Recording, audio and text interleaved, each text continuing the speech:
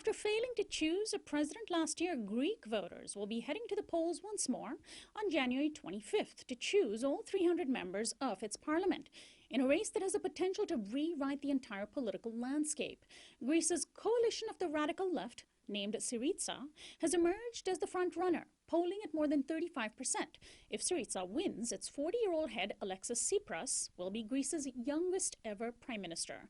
But what distinguishes him even more from the rest of the country's political figures is his party's staunch political position against austerity measures. Greece has suffered significantly from the recession, with extremely high unemployment rates of 25% and severe pressure from the European Union to preserve austerity. But Tsipras wants the EU to write off half of Greece's debt. The current Prime Minister, Antonin Samaras of the New Democratic Party, has warned of deepening crisis if Tsipras' party wins and ends austerity. If Syriza wins a strong plurality, as it has been predicted by polls, the immediate question remains which other parties it would form a majority government with. There are more than half a dozen parties in the mix, including the hardline extremist Golden Dawn, the Communist Party, KKE, and a right-wing anti-austerity party, ANEL. My guest is Peter Bratsis. He is an assistant professor of political science and social sciences and human services at the Borough of Manhattan Community College in New York. He's the author of Everyday Life and the State, and he recently wrote about Greece's elections for Jacobin magazine in a piece called The End of Tina. He is also a contributor to Truth Out and The Independent. Welcome to Uprising, Peter. Yes, I'm here. Great. So what do you attribute the extraordinary rise of the Syriza party? It was not too long ago that it was an emerging small party sort of riding on this wave of Greek discontent against austerity. Now it's a strongly leftist party that's the front runner. That's right. Well, the Syriza has been around for a few years, but it had precursors before that have existed since 1968, when there was a split in the Communist Party.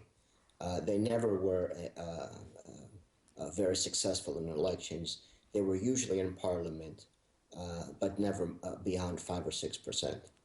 So clearly, this is an anti-austerity vote. It is a vote of discontent with the existing situation in Greece and with the governing parties within Greece.